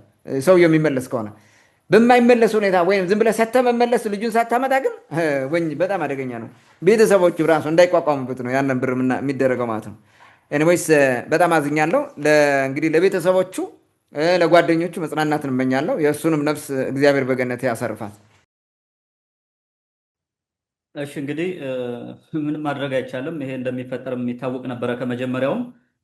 እንኳን መተማ ምዕራብ ጎንደር ገንዳው አይቅርና ጎንደር ሆስፒታል ምን ሲፈጸም እንደነበረ አሁንም ድረስ ምን እንደሚደረግ እናውቃለን። ምክንያቱም ጎንደር ዩኒቨርሲቲ አሁን እዛ ሆስፒታሉም አካባቢ ብዙዎች ተሰደው አልቀዋል። የተረፉት የተገደሉም አሉ እንደምታውቁት። ሌላ ቦታ ሂደው ደግሞ ውጤታማ ሆነው እየተሸለሙ ያሉ ሰዎች አሉ። ያም ሆነ ይህ ቅድም አንተ እንዳልከው የህዝቡን መሪ የሆኑ ሰዎች በተለያየ አቅጣጫ በልማትም በጤናም በትምህርትም መሪ ናቸው የሚባሉ ሰዎችን በማጥፋት ነው እየሰሩ ያሉት። በዛ ነው ማዳከምም ማሳፈርም አንገት ማስደፋት የሚቻለው። ከዚህ አንጻር ነው እነሱ እየሰሩ ያሉት። ስለዚህ አሁን በግልጽ የገደለውም ይህን ያደረገውም አካል ወደ ግለሰብ ካመጡት የታወቀበት ሁኔታ ተፈጥሯል ማለት ነው። በሌላ መንገድ ግን ይህን ያደረገው ወንጀለኛው ቁጭ ብሎ እኔ ማልደግፈው አሁን ልጁን ሚስቱን በዚህ ውስጥ በምን መንገድ ፓርቲሲፔት አድርገው ይሁን አይሁን አላውቅም። ምክንያቱም እኛ ጋም ስለሚደረግ ነው። አይተህ ከሆነ አሁን ኢትዮጵያ ውስጥ ያለው አጠቃላይ ትግል የሚባለው ትግል የሚጀምረው መንግስት የሚቃወመው ራሱ መንግስትም አንተ በሰራኸው ነገር አንተን ተጠያቂ ማድረግ ሲገባው ልጅህን፣ ሚስትህን፣ ቤተሰብህን ምናምን እናታ እንደዚህ አይነት ነገር አለ። እዚህ ጋም ቅድም ሚስቱንም ልጁንም አምጥተው አስረዋል የሚል ነገር አንስተ ስለነበር ለጊዜው እስኪጣራ ማሰሩ ጥሩ ነው፣ ወይም እጃቸውም ካለበት ምናልባት። አለበለዚያ ግን የችግሩን ባለቤት ወንጀለኛውን ላይ ትኩረት አድርጎ ቢሰራ መንግስትም ይበልጥ ችግሩን ለማስቆም ይችላል ብዬ አስባለሁ። ምክንያቱም እንደዚህ አይነት ነገር ተገቢ ስላልሆነ። በእርግጥ እዛ አካባቢ ያለው ግን ይህን የሚያደርገው ራሱ የመንግስትም አካል ስለሆነ ነገሩ ከቅድሙ በተቃራኒ ይሆናል ማለት ነው። ምናልባት ከዚህ ጋር የሚያያዘው ቀጥሎ የሚመጣው ጥያቄም ይህ ነገር ቅማንትን ለይቶ በመግደል አላቆመም። ይህ ነገር የመጣው ምንድን ነው? የአማራ ልሂቃን ከእውነት ለመራቅ የሚያደርጉት ትግል አለ። አሁን በአማራ ልሂቃን ትግል ውስጥ ወላጆቻቸው ልጆቻቸውን ይዘው ጫካ ወጣው የእነሱን ድንቁርና ጭምር በልጆቻቸው ለሚጭኑ በተለይ ጎንደር አካባቢ የምናውቃቸው እከሌ የሚባለው የፋኖ መሪ እነ ልጁ እንዲህ ብሎ ገብቶ ልጁ ተሰውቶበት ምናምን የሚባል ለምሳሌ አሁን ማንሳት የምንችለው መሳፍንት ተስፉ የሚባለው ሰውዬ ወደዚህ ወደ እንቃሽ ምናምን አካባቢ የሚንቀሳቀሰው ቅማንት ነው የሚሉት። እሱም በትክክል ሁሉም ቅማንት ናቸው፣ ግን ቅማንትነትን ያምናል ብሎ የሚያስቡ ሰውዬ ነው። ልጁ በዘረፉት ገንዘብ ሲከፋፈሉ ተጋለዋል። እሱ ብቻ ሳይሆን ታዋቂ ስለሆነ ነው ወደፊት የመጣው እንጂ 78 ፋኖ እንደተጋደለ ብዙ እንደቆሰለ ይነገራል። ይሄ ደረጀ በላይ ነው ምናምን የሚባለው ይሄ የቅማንት ባልዲና እንትን ሰረቀ የሚሉት እሱ ራሱ 2-3 ጊዜ ለህነ ልጁ እየገባ እንትን ያለበት እና አንዳንዴ ይህ ነገር ምንድን ነው ችግሩ የሚል ነገር በተደጋጋሚ አንስተናል። እንግዲህ በአማራ ልሂቃን ዘንድ ከእውነት ለመራቅ የሚደረገው የደመነፍስ ትግል እያስከፈላቸው ያለ መስዋዕትነት አለ። እኛን ብቻ ሳይሆን እነሱንም ጭምር መስዋዕት እያስከፈላቸው ነውና ያለው ይህን ነገር እንዴት ታየዋለህ? ወደ አንተ ልምጣና አጠር ያለ ማብራሪያ በሰጥበት። መልካም። እንግዲህ የደመነፍስ ትግሉ ገና ብዙ ዋጋ የሚያስከፍል ነው። ምክንያቱም ዘመነ መሳፍንት በደመነፍሶቹ የመንግስት ስርዓት አፍርሰው ያን ሁሉ ዋጋ አስከፍለውናል። ከ80 ዓመት በላይ ድንቁርናን ሲጭኑ ነው የኖሩት። እንደዚህ ልክ አሁን እንደሚደረገው አድርገውን ነው የቆዩት። አሁን ዘመነ መሳፍንት እኮ ነው ያለው። ያው በዛ ዘመን የነበሩ ነገስታት ከተማ ለከተማ ብቻ የነበሩ ነገስታት አለው። ልክ እነ ጠቅላይ ሚኒስትር አብይ አህመድ እንደሚያደርጉት ማለት ነው። እዚህ ጋር የተለየ ትንሽ የወታደር ምናምን ኃይል ቤትም ስላለ ማለት ነው። ከዛ የሚለየው ግን ያና እንትን ነው የሚመስለው የገጠር አካባቢ ያለመቆጣጠር፣ ሽፍታ እንደፈለገ የሚያደርገው፣ ሌባ የፈለገው የሚያደርገው ሰው ዛሬ በህግ አምላክ ብሎ ማንንም መዳኘት የማይችልበት ሁኔታ ተደርሷል። ህግ የሌለበት የጠፋበት ሆኗል ማለት ነው። በዚህ ምክንያት ነው የሁሉ ችግር የመጣው። በደመነፍስ የሚደረገው የአማራ ጽንፈኞች ትግል ራሳቸውን አገራቸውን እና እኛን ራሱ ህዝቦችን እየበላ መከራ ጥሎናል ማለት ነው። ይሄ መታወቅ አለበት። የደመነፍስ ስለሆነ ነው። መሪ የለውም፣ አውራ የለውም፣ እንደፈለገ ነው የሚሆነው ማለት ነው። በጎጃም እከሌ በጎጃም ድሮ ደጃች ጎሹ ምናምን እያልክ ደጃች ማሩ ራስ አሌ ራስ ውቤ ወይም ደጃች ውቤ ምናምን እያልክ እንደነበረ እኮ ነው። በቃ ሌላ ነገር የለውም። አማራ ክልልን አሁን በዛ ደረጃ ተከፋፍለውት ነው ስራ የሚሰሩት። ኦሮሚያ ክልልን ብትሄድ እንደዛ ነው። ሜቢ በዛ አንድ ታጣቂ ብቻ ነው ያለ ይመስለኛል። እዚህ ጋር ግን ፋኖ ነኝ በሚል ሆኖ የተለያየ አይነት ታጣቂ ያለ በየቦታው ማለት ነው። የተለያየ በውስጡ እርስ በርሱ የሚናከስ እርስ በርሱ የሚባላ በምንም መንገድ ደግሞ ልሰበስበው አትችልም። በምንም መንገድ ባህሪው የሽፍታ ነው፣ የሌባ ነው ባህሪው ማለት ነው። ተሰባስቦ የሆነን አካል ነፃ ሊያወጣ አይችልም። ራሱ ነፃ አልወጣ ነው። አስተሳሰቡ ነፃ ስላልወጣ ማለት ነው። ነፃ አይደለም አስተሳሰቡ። ወደዚህ ትግል ራሱ ያስገባው ድንቁርና ነው እንጂ ነፃነት አይደለም። የነፃነት ፍላጎትም አይደለም፣ ድንቁርናን ፍለጋ ነው የገባው። ይህ ኃይል በምንም መንገድ ነፃ ሊያወጣም አይችልም። ራሱ ነፃ ሊወጣ አይችልም፣ እንኳን ሌላውን ነፃ ሊያወጣ ማለት ነው። ትልቁ ችግር ይሄ ነው። የአማራ ትግል መነሻውም መዳረሻውም አይታወቅም፣ የማይታወቅ የደመነፍስ ትግል ነው። የአማራ ትግል የሚባለው ይሄ ፋኖ ምናምን የሚባለው የሚመራው ማለት ነው። እንደ ህዳር አህያ ያገኘ ነው የሚጭነው። ያገኘ የህዳር አህያ ሜዳ ከተገኘ በቃ አዝመራ እየወቃ ያለ ሰው ብድግ አድርጎ ይዘት ነው የሚሄደው። ማንም አይከለክልም። ይዘት ሄዳለ ትጫና እየቀደመ ነው የሚጭነው። ይኸው የሚያረጉትን አስበው። ሻዕቢያውን ቢመጣ ይጭነዋል፣ ቲፒኤልኤፍ ቢመጣ ይጭነዋል፣ ብልጽግናን ቢመጣ ይጭነዋል፣ ሌላም አካል ቢመጣ ይጭነዋል፣ ግብፅም ቢመጣ ሶማሊያም ቢመጣ ይጭነዋል። ምንም ሶማሊያም ቢመጣ ማለት ነው ይጭነዋል። ምንም ጥርጥር የለውም። እንደዛ ናቸው እነዚህ። ለምን የሚፈልጉት ስልጣን ላይ ዝም ብሎ በሆነ መንገድ ሂደ ስልጣን ላይ መቀመጥ ነው። ዊዛውት ኤኒ ሜሪት ያለምንም ምክንያት ስልጣን ነው። በቃ እኛ ስልጣን ነው የምንፈልገው፣ ወንበር ነው የሚል የሰለሞን ስርወ መንግስት የሚባለው እንዲህ አድርጎ ስለኖረ እርሱን ነው የሚፈልጉት። ይሄ ደግሞ ምክንያታዊነት ነው፣ ምክንያት አልባነት ነው። ለውጥ ሊያመጣ አይችልም በፍጹም። እዚህ ግባ የሚባል እንትን ለውጥ ሊያመጣ ስለማይችል ማለት ነው፣ ውጤት አያመጣም ማለት ነው። በዚህ ምክንያት ነው እንግዲህ እንደፈለገ የፈለገ እየጫነው የሄደ ግራ የገባው እርስ በርሱ እየተጋደለ እየተባላ እንደ ፉኝት ይቀጥላል ማለት ነው። በአፈተተው የሚመራ የደመነፍስ ትግል በመሆኑ የተሰበሰበው ሽፍታና ነፍሰ ገዳይ በየጊዜው እርስ በርሱ ይባላል። አይተሃል? አንዳንድ የአማራ ልጆች አንዳንድ ያወራሉ እኮ ወፈፍ አድርጓቸውም ሲያወሩ ትሰማቸው። ሽፍታና ነፍሰ ገዳይ ነው የገባው። ፋኖ ማለት የሽፍታና የነፍሰ ገዳይ ጥርቅም ነው፣ የሌባ የወንበዴ ጥርቅም ነው የሚለው። ወንበዴም እንዴት ነፃ ያወጣል? ስለዚህ እርስ በርሱ ይጋደላል። ምን ጊዜም ሌባ ይሰርቃል፣ በጋራ ተስማምቶ ሲካፈል ይጋደላል። እንደዚህ ነው እያደረጉት ያሉት። ምንም እንትን የሚደረግ አይደለም። ባፈተተው ባስቸኘው በቃ እንደፈለገ የሚነዳ ነው። ይሄ የክልሉን ህዝብ ምስቅልቅል ውስጥ ጥሎታል። ስርዓት አልበኝነት ነግሷል። ዘመነ መሳፍንትን የሚያስንቅ ስርዓት ነው። ስርዓት የለሽነት ነው አሁን የሰፈነው በአማራ ክልል ውስጥም አብዛኛው ኢትዮጵያ ውስጥም በለው ማለት ነው። ዜጎች በነፃነት መንቀሳቀስ አይችሉም። በቃ ሞታቸውን እየጠበቁ ነው። የሆነው ሲወጡ እንደማይመለሱ ሁሉ አምነው ነው የሚወጡት ከቤታቸው ሲወጡ ራሱ ማለት እርሻ ለማረስ እንኳን በሰፈርህ እንኳን ራሱ ሰላም የለም። እንደምትሞት አውቀህ ነው። ምን እንደሚመጣ እየሰጋ ነው የምትቀጥለው ማለት ነው። የቆቅ ኑሮ ሆኗል ሰው የሚኖረው አሁን ተገደልኩ እያለ ማለት ነው። የአማራው ደመነፍሳዊ ትግል የሚመነጨው ከደመነፍስ ማንነት ነው። ደመነፍሳዊ ከሆነ ማንነት ቀውስ ነው። በማንነት ቀውስ ነው። ይህ መሰረታዊ ነገር ነው። ከማንነት ቀውሳቸው ጋር እስካልታረቁ ድረስ ያንን የማንነት ቀውሳቸውን እስካልፈቱ ድረስ ከራሳቸው ማንነት የቀደመ ማንነታቸው ጋር እስካልታረቁ ድረስ የፈለገ ቢሆን ሰላም ሊያገኙ አይችሉም። ለምን? የገቡበት ሁኔታ እንደዛ የሚያደርግ ነው። ውጥንቅጥ ውስጥ የሚጥልህ ነው እንጂ አንድ ምሰሶ ላይ ወይም የሆነ ዋልታ ላይ አቁሞ በዛ ዋልታ ዙሪያ እንድትዞር የሚያደርግህ አይደለም። ትግሉ ማለት ነው የለውም የፈለገ ቢሆን ማለት ነው። እንዴት ነው ወደ እንትን ሊመጣ ይችላል? ደማዊ ማንነቱ ከሆነው ቅማንትነቱ ወጥቶ ፖለቲካዊና ሃይማኖታዊ ማንነት የሆነውን አሁን አማራ እያሉ የሚሰብኩትን ማለት ነው እርሱን ደማዊ ማንነት ለማድረግ ጣሩ ማለት ነው። ፖለቲካዊ ማንነት እንዴት ደማዊ ማንነት ይሆናል? ሃይማኖታዊ ማንነት እንዴት ደማዊ ማንነት ሊሆን ይችላል? ይህን በተደጋጋሚ ሁሉ ተናግረናል። እነሱም እኮ ያውቁታል። ኦኬ አማራን የብሔር ማንነት አድርገው መቀጠል የሚችል ሊሆንላቸው ከቻለ ቢያረጉ ጥሩ ነው እኮ። ግን ሊሆን አይችልም፣ ሊያረጉት አይችልም። ይጥራሉ እንጂ አይሆንም። በዚህ በኩል ስትሄድ ሃይማኖት አድርገውት ይመጣሉ። የሆነ ሰው ሲሞት አርሲ ላይ አሁን ተገደሉ የተባሉ ሰዎች አሉ አይደለ? የተገደሉ ሰዎች በአንድ በኩል ቤተክርስቲያኗ ክርስቲያን ሞተ እያለች ነው እሪ የምትለው፣ በሌላ በኩል ተመሳሳይ የቤተክርስቲያን ሰዎች ወጥተው በአማራነታቸውን የተገደሉት ሃይማኖት አይደለም ባል አማራነት ነው ያስገደለናል። የትኛውን እንያዘው? አማራ በተገደለ ቁጥር ክርስትና አታክ ተደረገ ነው የሚሉት። አማራ ማለት ክርስቲያን ማለት ነው፣ ክርስቲያን ማለት አማራ ነው አደረጉት ማለት የደማዊ ማንነት የቀደመ ማንነታቸውን ጥለውት ስለሆነ ችግር ውስጥ ገቡ። ይሄ ነገር በሙሉ ቀውስ ውስጥ ከተታቸው። ኢትዮጵያን ራሱ ቀውስ ውስጥ ከተታት። መከራ ውስጥ እኮ ነው ያስገባን። ከዚህ ከራሳቸው ማንነት ጋር እስካልታረቁ ድረስ እንዴት ነው እንትን ሊመጣ የምችለው? ስለዚህ በዚህ ደማዊ የሆነ ደማዊ ማንነት እናደርጋለን ብለው በ2010 ዓ.ም የጀመሩትን እንቅስቃሴ ይሄ ቤተ አማራ ቤተ ምናምን በሚል በኋላ አብን ሆኖ የመጣ በዚህ የተጀመረ ዝም ብሎ የደመነፍስ እንቅስቃሴ ማለት ነው።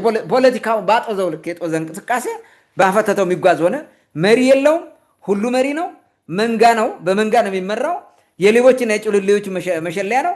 5000 ገድያለሁ የሚል እኮ እናረጋ ምናምን የሚባለው 5000 ሰው ገድያለሁ እዛው አማራውን ኢቭን የአማራ ልጆች ህፃናትን የ15 ዓመት የ12 ዓመት ህፃን ይደፍራል ይሄ ሰውዬ እዛው የራሱን ቤተሰብ ማለት ነው። እዛው ይሄ አዲስ ዘመን ከባቢ እነዚህ እኮ ናቸው ይሄ ፋና ወጊ ታጋይ ተብሎ የሚደረጉት ማለት ነው። እነዚህ ተላላኪነት የነገሰበት ነው። መላላክ ነው። በራሱ የሚቆምበት የለም። በስሙ ዝርፊያና ውንብድና ነው የሚፈጽመው። መላላክ ኮመን ነው። እንግሊዝ ሲመጣ እና አማራው ሆነ ተላላኪ ሆነው ገብተው ተላላኪ ሆነው ቆዩ። ኃይለ ሥላሴ ሲመጣ ወደዛ ገቡ። አርበኛ ተባሉ። ባንዳዎችን እልም ያሉ ባንዳዎች ማለት ተመሳሳይ ነው። ያ ነው አሁንም እየሆነ ያለው ማለት።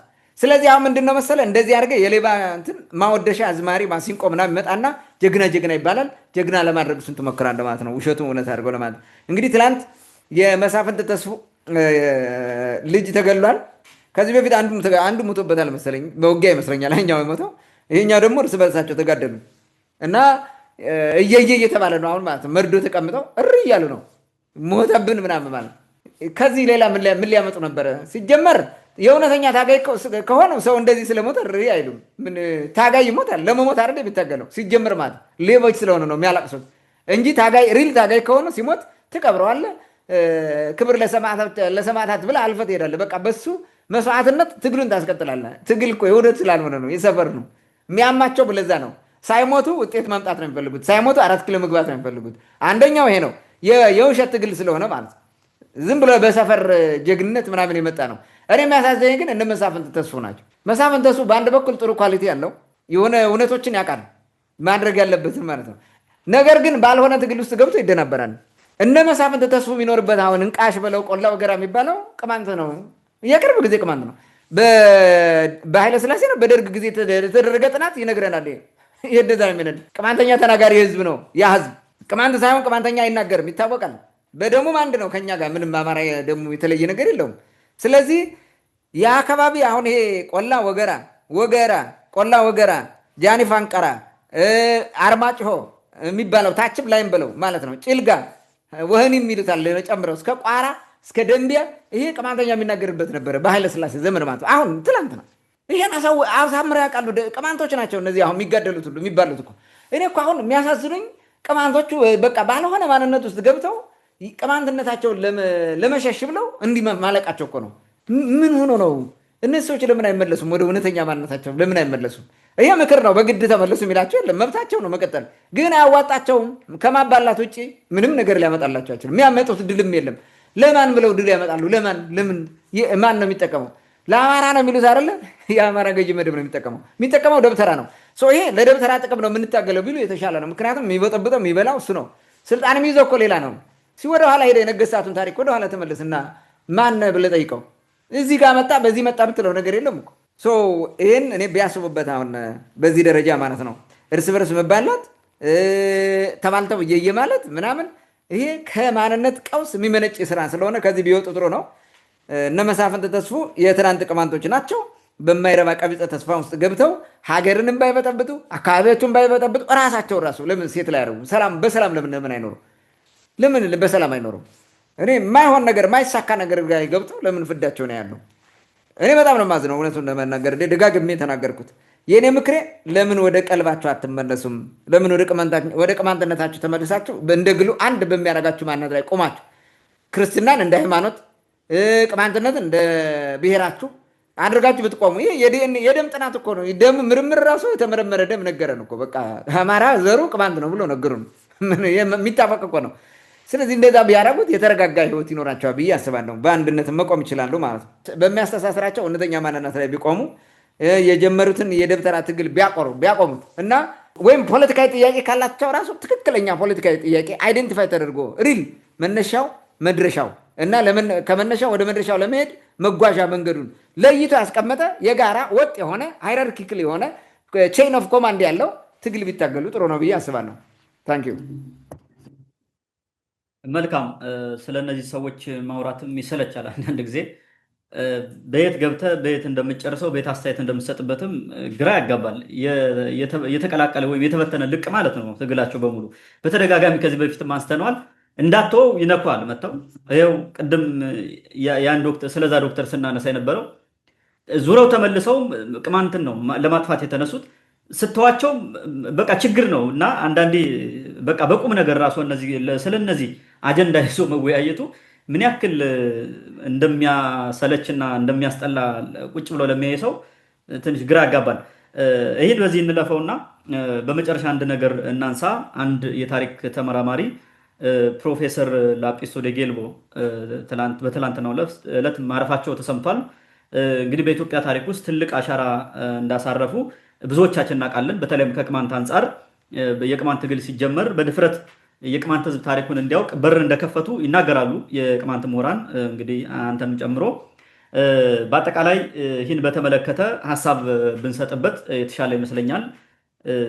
እንግዲህ በህመም ላይ እንደነበሩና በሕክምና ሲረዱ እንደነበረ እዛው በተለያዩ ዘገባዎችም ተመልክተናል። እሳቸውን የተመለከተ አስተያየት መስጠት አለብን። እንግዲህ ይህን በተመለከተ የምታነሳው ሀሳብ ይኖራል ብዬ አስባለሁ። በተለይም ከቅማንት አንጻር ምንድነው ያበረከቱት አስተዋጽኦ ያላወቀ ሰውም እንዲያውቀው በሚል እሱን ሀሳብ ጨምረህ አስተያየት ብትሰጥበትና የዛሬ ውይይታችን በዚህ ብንዘጋ። መልካም። እንግዲህ የፕሮፌሰር ላጲሶ ዴጌልቦ በታሪኩ ዘርፍ ትልቅ አበርክቶ ስላላቸው ነው የምናነሳው እንጂ ለቅማንት የተለየ ነገር አድርገዋል በሚል አይደለም።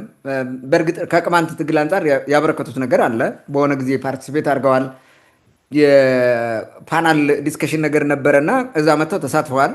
አጠቃላይ የነበረውን ነገር አቅርበዋል። በታሪክ ያላቸውን እንደ ምሁር ማለት ነው ተጋብዘው ከሌሎች ምሁራን ጋር አብረው መጥተው ነበረ። ጎንደር 2005 ዓ.ም ይመስለኛል ፓርቲሲፔት አድርገዋል። አውቃለሁ። ለብሔር ብሔረሰቦችና ህዝቦች ጥሩ አመለካከት አላቸው። በጣም ጥሩ አመለካከት አላቸው። ጥናታቸው ራሱ ያጠኗቸው አብዛኛው የተረሱ ህዝቦችን ራሱ የተረሱ ትልልቅ አስተዋጽኦ የነበራቸው ግን የተረሱ ህዝቦችን ጽፏል። ልክ እንደ የሃርላን ህዝብ ታሪክ በተመለከተ እርሳቸው በጻፉት ነው ብዙ የሚታወቀው። ሌሎችም ማለት ነው ሌላ እንትን አላቸው። ስለዚህ ከዛ አንጻር ነውና ዋናው ለኢትዮጵያም ለዓለምም ያበረከቱት አስተዋጽኦ ትልቅ ስለሆነ ነው እሳቸውን ማንሳት የሚያስፈልገው። እንግዲህ ፕሮፌሰር ላጲሶ በ87 ዓመታቸው ነው እንግዲህ ያረፉት። 87 ዓመታቸው ነው ሲያርፉ ማለት ነው። ትልቅ የታሪክ ተመራማሪ ናቸው። የታሪክ ጸሐፍትም ናቸው። መመራመር ብቻ ሳይሆን የተመራመሩትን እየጻፉ ለዓለም እንትን እንዲደረግ አድርገዋል ማለት ነው። በዘርፉ የተለያዩ የምርምር ስራዎችን ሰርተዋል። የምርምር ጽሁፎችን አሳትመዋል። መጽሐፍትንም አሳትመዋል። ፕሮፌሰር ላጲሶ ጌዲሌቦ በኢትዮጵያ ታሪክ ውስጥ የፓራዳይም ሽፍት ካመጡ ምሁራን መካከል የመጀመሪያው ናቸው። የታሪክ ፓራዳይም ሽፍት ማለት ምንድን ነው? ለውጥ ያደረጉ ናቸው። ትራዲሽናል የሆነውን ታሪክ ወደ ሞደርን ታሪክ አጻጻፍ አምጥተውታል። የተረሱ የተጨቆኑ የተጨፈለቁትን የታሪክ አስፔክቶች ጎርጉረው ያወጡ፣ የታሪክ ጉድለቶችንና ስብራቶችን ደግሞ በትክክል ያሳዩ ናቸው እርሳቸው። ምክንያቱም የተደበቀውን ያልሆነውን ነገር በሙሉ አውጥተውታል።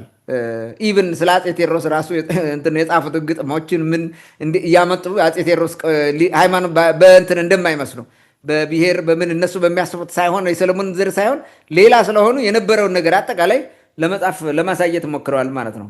እንግዲህ ትራዲሽናል ሂስትሪን ወደ ሞደርን ታሪክ ቀይረውታል ማለት ነው። ትራዲሽናል ዌይ ኦፍ ራይቲንግ የኢትዮጵያ ትራዲሽናል ዌይ ኦፍ ራይቲንግ ሂስትሪ ኢትዮጵያ ምንድነው? እንትኑ ክብረ ነገስትና ዜና መዋዕል እንትን መሰረት ያደረጉ ታሪክ ናቸው የሚጻፉት ብዙ ጊዜ ማለት ነው። ከዛ የወጣ የተሻለ እይታ ባለው መንገድ እየታየ ነው። የንጉሱን ውሎ ስለ ንጉስ ክብር ብቻ የሚጽፍ ነው ታሪክ ከዛ በፊት ማለት ነው። ንጉሱ እንዲያረገ ከሌ ምናምን ነው እንጂ ሌላው ህዝብ ባህል፣ ወግ ምን የነበረው አስተዋጽኦ የሚባል ነገር አይታይም በቀደመው ታሪክ አጻጻፍ ማለት ነው። ስለዚህ ይህንን ለመቀየር ሞክረዋል ማለት ነው። ቀይረዋል። የሰለሞን ስርወ መንግስት እንዴት ሆኖ በሴራ እንደተመሰረተ በደንብ አድርገው ይሄንን አሳይተዋል። በድፍረት ማለት ነው። የግብፃውያንን ሴራም እዚህ ውስጥ በደንብ አድርገው አሳይተውታል። የደብተራው ህዝቦችን የማሸማቀቅና የማጣጣል ይህንን መጥፎ ሴራና ስራ በደንብ አድርገው ያሳዩ ናቸው ፕሮፌሰር ማለት ነው። ለዓለም አቀፍ ማህበረሰቡ ይህን አጋልጠዋል። የታፈኑ ህዝቦች ታሪክ አውጥተዋል። የተረገጡ ህዝቦች ራሱ የእሳቸውን ታሪክ እሳቸው የሚጽፉትን አፕሮች በመከተል ለነፃነት ራሱ ፈር የቀደደ መንገድ አሳይተዋል ማለት ነው። እሳቸው በዚህ ደረጃ ፕሮፌሰር ላጲሶ ትልቅ ክብር ሊሰጣቸው የሚገባ ኢትዮጵያዊ ምሁር ናቸው። አይነኬ የሚባለውን የደብተራውን ታሪክ ያፈረሱ ጀግና ናቸው። እውነቱን ለመናገር ማለት አይነኬ የተባለውን ቀስ ብለው አፍራርሰው ነው የተውት። ጥሩ አድርገው ነው የሰሩት ማለት ነው። ስለዚህ ትልቅ ክብር አለኝ እኔ ለሳቸው ማለት ነው። ጥሩ ስራ ነው የሰሩት። ፕሮፌሰር ላጲሶ በቅማንት ትግል ውስጥ የበኩላቸውን አበርክተዋል። ቅድም እንዳልኩት በዛ ዘመን መጥተው ተሳትፈዋል። ዛሬ ደግሞ እኛ ቅማንቶች ራሱ ተደፋፍረን እውነተኛ ታሪክን እንድናውቅ ደፍረን እንድንናገር ራሱ ስለ ደብተራ ውሸት እኮ አትናገርም፣ ትፈራለህ እኮ። ዛሬ እኮ በድፍረት የምንናገረው ማንም ሰው ይፈራል። በነገራችን ላይ ዛሬም ቢሆን የሚፈራ በሽ ነው። ግን አትሊስት በታሪክ ዘርፍ የሚያጠኑ የሚያነቡ የማህበረሰብ ማንቃት ስራ የሚሰሩ ሰዎች በድፍረት እንዲናገሩ አድርጎ አስችሏል። ይሄ ማለት ነው ይሄ የነፃነት ታጋይነታቸውን ያመለክታል ብዬ ነው የማስበው። እና በዚህ በረገድ ጥሩ ነው እንትናቸው። እስኪ አለፍ ብዬ የተወሰነ ነገር ልበል። ትምህርታቸው ቢኤ ኢን ሂስትሪ ኤንድ ሪሊጅን ኢስት ሞኖናይት ዩኒቨርሲቲ በሚባል በ1966 በፈረንጆቹ ይመስለኛል ይህን እንትን አድርገዋል አግኝተዋል። የመጀመሪያ ዲግሪያቸው ማስተርስ ዲግሪ ኢን ሂስትሪ በታሪክ ማለት ነው ሆዋርድ ዩኒቨርሲቲ 1974 በፈረንጆቹ። ፒኤችዲ እንደዚሁ እዛው ዩኒቨርሲቲ ነው በሂስትሪ እና በፊሎዞፊ ነው። እንግዲህ የማስተርስ ዲግሪያቸውን እንደጨረሱ በዛ ፒኤችዲያቸውን ተምረዋል ማለት ነው። በዚህ ደረጃ ነው እስከ ፒኤችዲ የደረሰ ትምህርት አላቸው። ስራቸው የሰሩበትን እንዲያው አለፍ ብዬ ላስቀምጥ። ከማህበራዊ ሚዲያ ላይ ያገኘኋቸውን በተመለከተ እንትን መሰረት ላድርግ። የሰሩባቸው በፈረንጆቹ 1974 እስከ 76 አሲስታንት ፕሮፌሰር ኦፍ ሂስትሪ ኤንድ ሄድ ኦፍ አፍሪካን ስተዲ ዲፓርትመንት በሚባል አት ቨርጂኒያ ዩኒየን ዩኒቨርሲቲ ሰርተዋል ማለት ነው። ለ2 ዓመት ወይ ለ3 ዓመት አገልግለዋል እዛ በረዳት ፕሮፌሰርነት ማለት ነው። ሌላው ከ1976 እስከ 84 ሲኒየር ሪሰርቸር አት ሚኒስትሪ ኦፍ ኢንፎርሜሽን ኤንድ ናሽናል ጋይዳንስ የሚባል የኢትዮጵያ እዚህ ውስጥም ገብተው ሰርተዋል በዛ ዘመን ማለት ነው። በዛ ጊዜ ሰርተዋል ማለት ነው። ይሄ 1976 ማለት 8 ዓመት ቀንሱበት 68 እንደማለት ነው። ከ1968 ጀምሮ ነው። እዚህ ማነበው የፈረንጅ ዓመተ ምህረት ነው ለእንትኑ በጻፉት ዝም ብዬ በዛው እንትን ስላልኩት ማለት ነው። ሌላው ከ1977 እስከ 1983 በፈረንጆቹ ቺፍ ሪሰርቸር ኤንድ ሄድ ኦፍ ኢትዮጵያን ስተዲ ሆነው ዋና ተመራማሪ እና የኢትዮጵያ ጥናት የሚባለው የበላይ እንትን ሆነው አገልግለዋል ማለት ነው። መሪ ሆነው በምን የት ውስጥ ሚኒስትሪ ኦፍ ካልቸር በሚባለው የባህል ሚኒስቴር በሚባለው ሚኒስቴር ውስጥ ማለት ነው።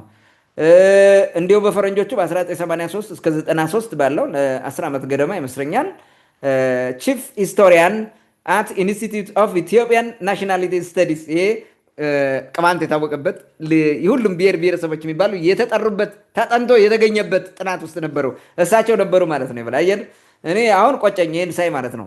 ለምን እንደምንም ፈልገን አላልነገርናቸውም። ያ የብሔረሰቦች ጥናት ኢንስቲትዩት የሚባለው ነው። በዛ ውስጥ ቺፍ ሂስቶሪያን የተለያየ ዲፓርትመንት አለ። ከታሪክ፣ ከኢትኖግራፊ፣ ከሶሲዮሎጂ ከምናምን የተለያዩ ነው። እዛ እንትን ተደራጅተው ያጠኑት ጥናቱን ሲያጠኑ ማለት ነው። ከዚህ ውስጥ እሳቸው የታሪኩን ፓርት እንትን ብለው መርተው እዛ ውስጥ ነበሩ ማለት ነው። የዋና የታሪክ ተመራማሪ ሆነው እዛ ውስጥ ነበሩ። ያን በማጥናት ማለት ነው ደርግ ያጠናውን ኢንስቲትዩት ኦፍ ኢትዮጵያን ናሽናሊቲ ስተዲ የሚባለው ማለት ነው። ከ1993 ከ1995 ይሄ ኢህአዴግ ከመጣ በኋላ ባለውም ነው ቺፍ ሂስቶሪያን አት ኮንስቲቱሽን ኮሚሽን የኮንስቲቱሽን አርቃቂ ኮሚሽን ይመስለኛል። በዛው ምን ሆነዋል? አሁንም በታሪኩ ዘርፍ ቺፍ ሆነው ዋና ሆነው አገልግለዋል እዛ ውስጥ ማለት ነው። 1995 እስከ 97 በፈረንጆቹ ማለት ነው ቺፍ ሂስቶሪያን አት ፌዴራል ዲሞክራቲክ ሪፐብሊክ ኦፍ ኢትዮጵያ የኢፌድሪ ህገ መንግስት ውስጥ እዛ ሰርተዋል ማለት ነው። ምን ሆነው አሁንም ታሪክን ጉዳይ የሚመለከት ማለት ነው የታሪክ የበላይ ሆነው ሰርተዋል እዛ ማለት ነው። በ1997 እስከ አሁን 1997 ማለት ኦልሞስት 89 ማለት ነው በእኛ ከ1989 ጀምሮ እስከ አሁን በታሪኩ ዘርፍና በደራሲነት መጽሐፍ በማሳተም በተለይ ደግሞ እንትን ውስጥ ሰርተዋል። ይሄ ሎሬት ፕሮፌሰር ላጲሶ ፋውንዴሽን የሚባላል የእሳቸው ፋውንዴሽን ላይ በእንትን ሰርተዋል ማለት ነው። የታሪክና ደራሲ ማለት የታሪክ ባለሙያና ደራሲ ሆነው አገልግለዋል ማለት ነው። መጽሐፍን በመጽሐፍ በአጠቃላይ ይህን የመሰለ ትልልቅ አስተዋጽኦ ያበረከቱ ናቸው ፕሮፌሰር ላጲሶ ጌዴሌቦ። እንግዲህ ነፍሳቸውን እግዚአብሔር በገነት ያስቀምጥ። ለቤተሰቦቻቸውና ወዳጆቻቸው፣ ዘመዶቻቸው በጃኖ ቅማንት ሚዲያ ስም መጽናናትን እንመኛለን። ታንኪዩ። መልካም። እንግዲህ አጠቃላይ ኢትዮጵያ ውስጥ ብዙ ጊዜ የታሪክ ምሁራን ካለፉ በኋላ ነው የሰሩት ስራ ጠለቅ ብሎ የሚታየው። ከዛ በፊት ብዙ እውቅና የመስጠት የሰሩትን ስራ ገባ ብሎ የማየት ነገር ብዙ የተለመደ ላይሆን ይችላል። ምናልባት ይሄን እይታ ነው። ቅድም እንዳልከው ደግሞ በወቅቱ በዚህ ስራ በተለይም የኢትዮጵያ ታሪክ በሚጠናበት ወቅት ቅማንት የተመለከቱ መረጃዎች በደንብ የተቀመጡበት ጊዜ እሱ በዛ ውስጥ አስተዋጽኦ እንደነበራቸው ታውቆ ቢሆን ይበልጥ ምን እንደሆነ በደንብ የምንረዳበት ጊዜ ይሆን ነበር። እንግዲህ ምንም ማድረግ አይቻልም። እኔም በድጋሚ ነፍሳቸው በገነት እንዲያርፍ እመኛለሁ። ለቤተሰቦቻቸውና ለወዳጅ ዘመዶቻቸው እንዲሁም ለአድናቂዎቻቸው መጽናናትን እመኛለሁ። ውድ አድማጭ ተመልካቾቻችን ለዛሬ የነበረን ወቅታዊ ጉዳይ ይህን ይመስል ነበር። ስለተከታተላችሁን ከልብ እናመሰግናለን። መልካም ጊዜ ሁላችሁ